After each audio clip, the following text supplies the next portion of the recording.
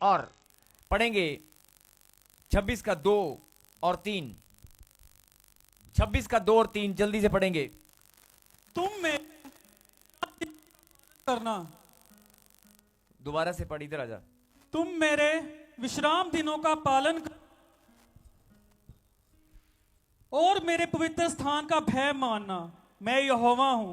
यदि तुम मेरी विधियों पर चलो और मेरी आज्ञाओं को मानकर उनका पालन करो।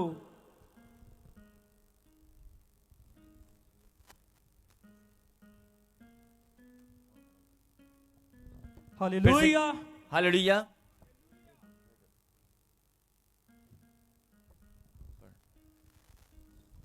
पढ़ेंगे 26 का 2, फिर से पढ़। तुम मेरे विश्राम दिनों का पालन करना, तुम मेरे विश्राम दिनों का पालन करना और मेरे पवित्र स्थान का भय मानना। मैं यहोवा हूं। बोलो आमीन। सब ये लाइन को जरा मेरे पीछे बोलें, और जो परमेश्वर की संतान है, जो परमेश्वर का बेटा और बेटी है, वो जरूर बोलेगा। बोलेगा कि नहीं?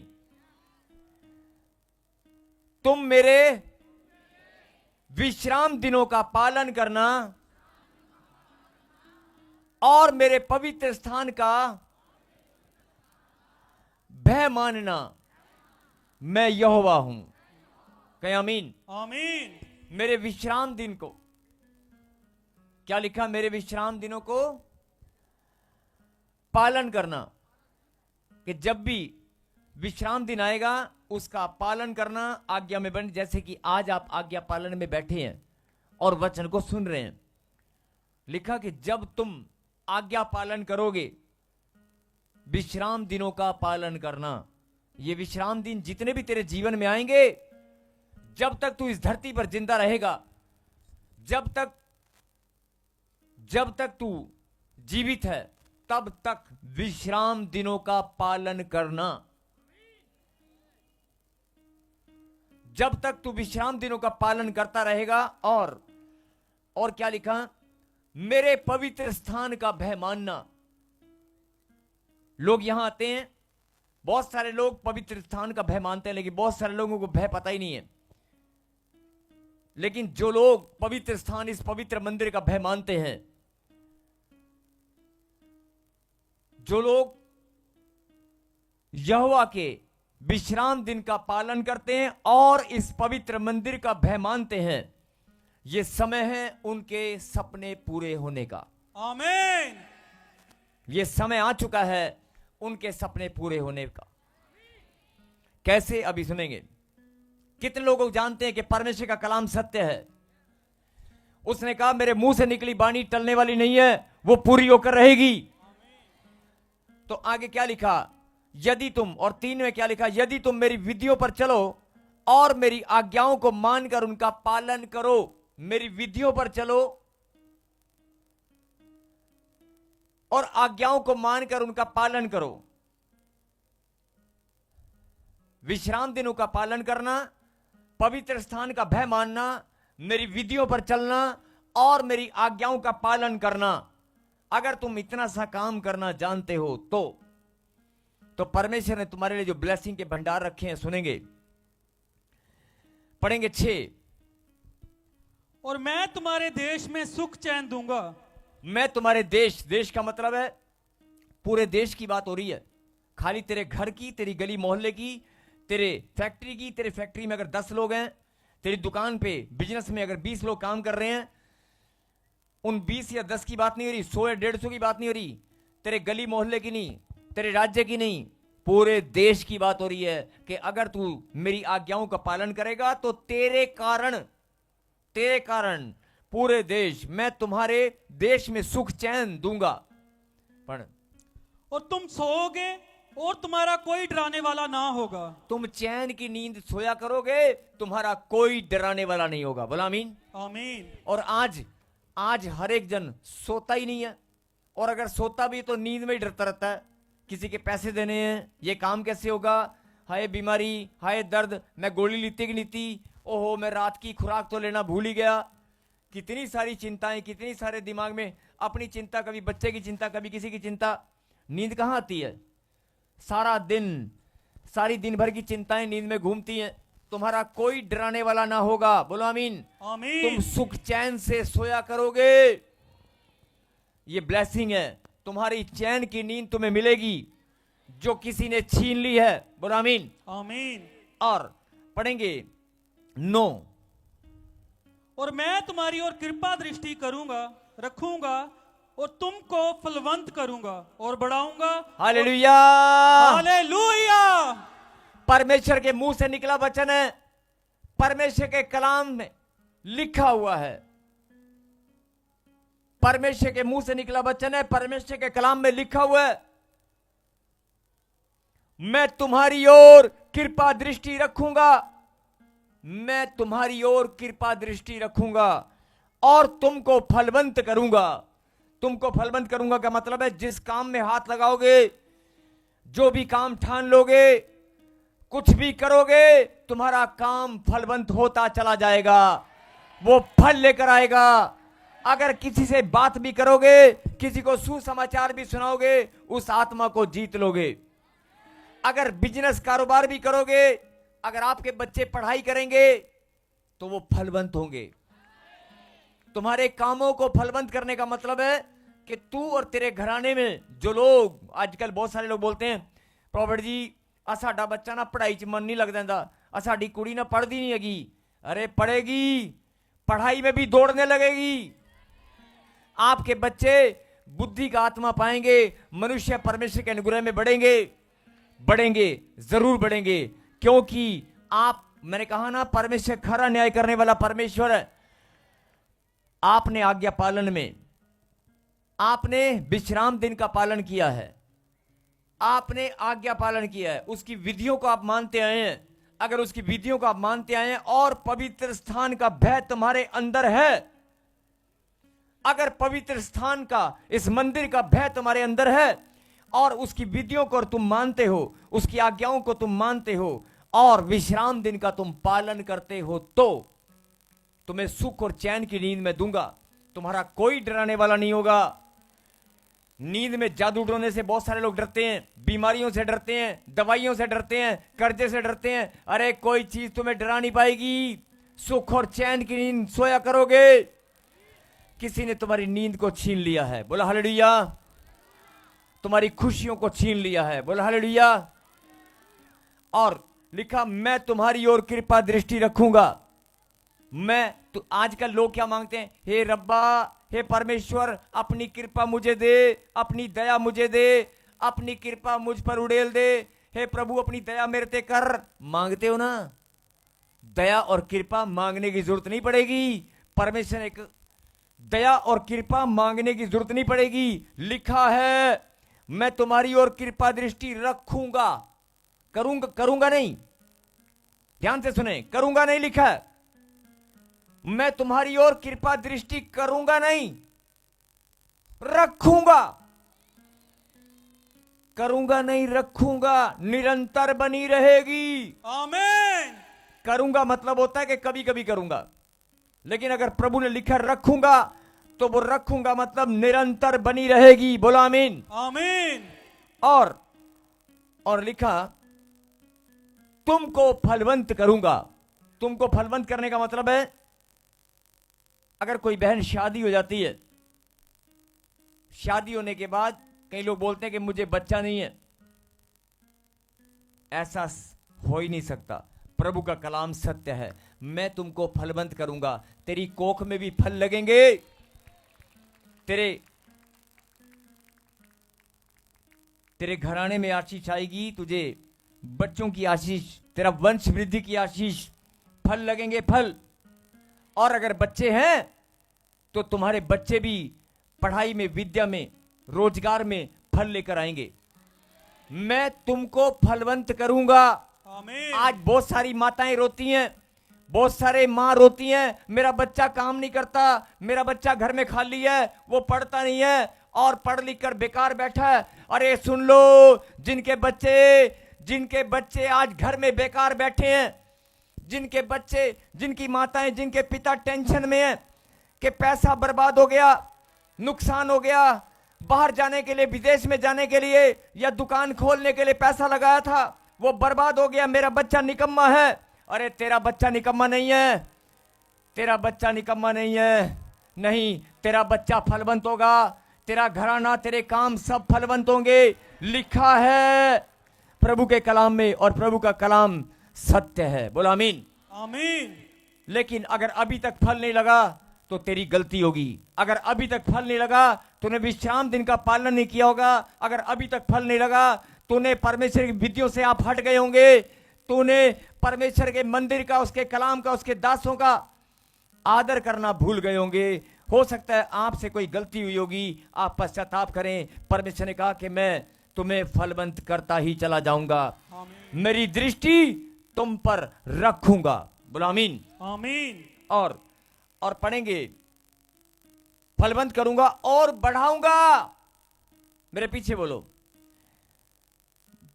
तुमको फलवंत करूंगा और बढ़ाऊंगा। फल ये नहीं कि एक बार जैसे पेड़ पे फल लगते हैं ना, 100-150 फल लगे और तोड़ दिए, नहीं, फल लगेंगे और बढ़ते ही जाएंगे। मतलब ये नहीं कि एक बार, निरंतर वृद्धि होगी। खाली फलवंत नहीं करूंगा, लिखा फलवंत भी करूंगा और बढ़ाऊंगा भी, और तुम्हारे संग अपनी वाचा को पूर्ण करूंगा। तुम्हारे संग, तू भूल गया होगा लेकिन मैं नहीं भूला हूं। तेरे सपनों को, तेरे विचारों को, तेरी इच्छाओं को मैं जानता हूं, मैं जानता हूं। तू भूल गया होगा लेकिन मैं नहीं भूला हूं। तुझे चंगाई चाहिए, तुझे बढ़ोतरी चाहिए, कामयाबी चाहिए, घर चाहिए, मकान चाहिए, बच्चे चाहिए, अरे जो तुझे चाहिए मैं जानता हूं। तुम्हारे मांगने से पहले मैं जानता हूं तुम्हारी जरूरतें क्या हैं। बोलो आमीन। आमीन। इसलिए मैं तुम्हारे संग अपनी वाचा को पूर्ण करूंगा। और 11 में लिखा, 11 पढ़, और मैं तुम्हारे बीच जरा ध्यान से सुनना 11 को। yes. और मैं तुम्हारे बीच अपना निवास स्थान बनाए रखूंगा। मैं तुम्हारे बीच अपना निवास स्थान।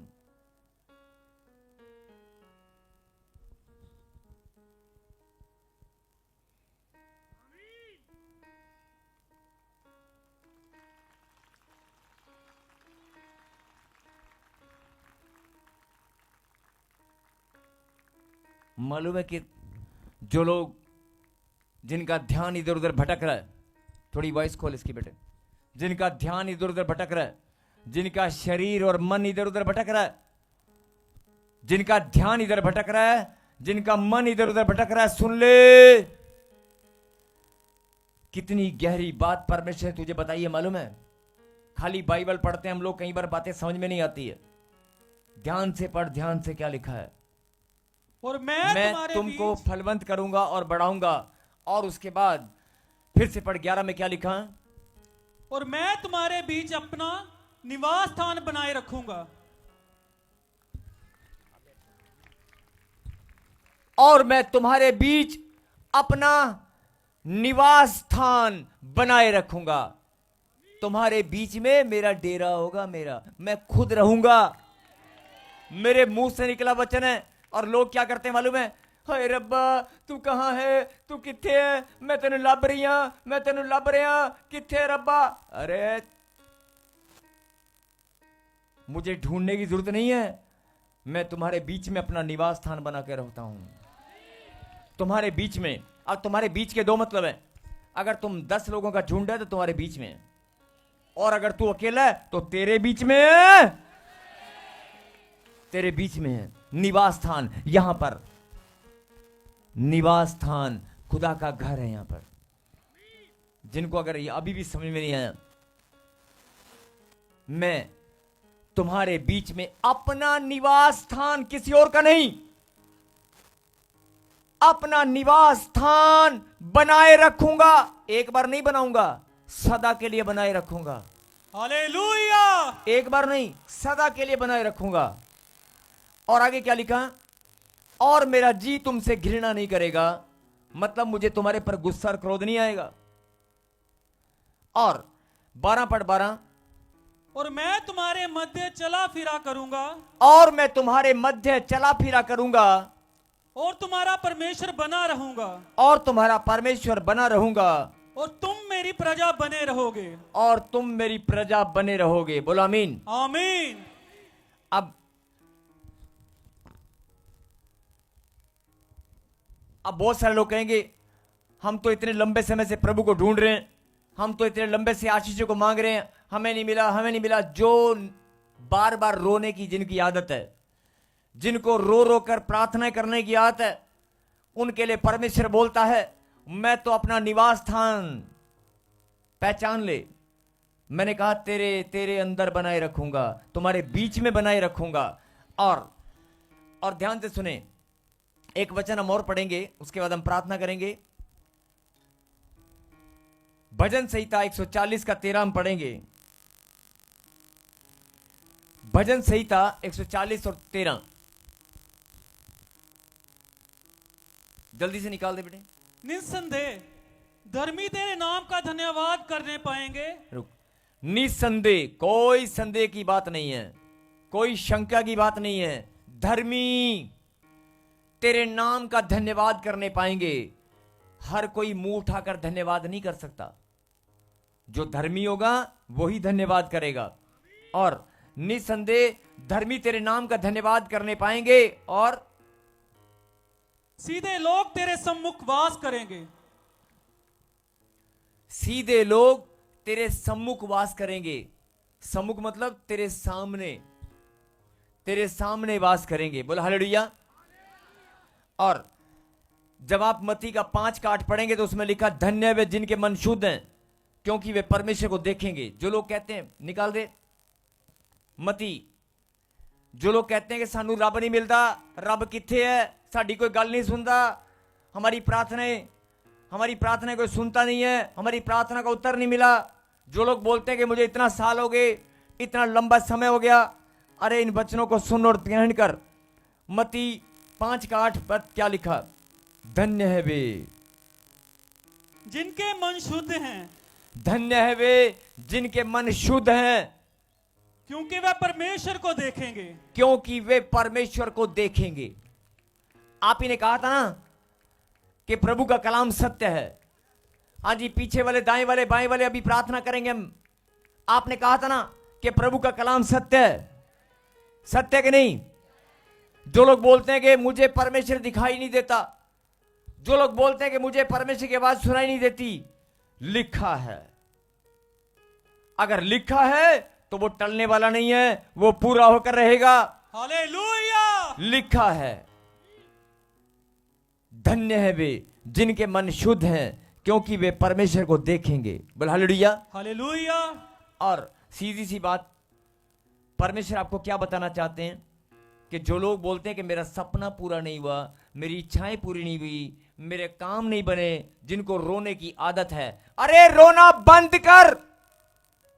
10 साल से, 15 साल से, 20 साल से, 3 साल से, 6 महीने से लगातार तू रोती रही है, लगातार तू रोता आया है। बंद कर रोना, बंद कर। अगर तू भी रो रहा है और वो भी रो रहे हैं जो मेरा नाम जानते नहीं है, तो उनमें और तुम में फर्क क्या है?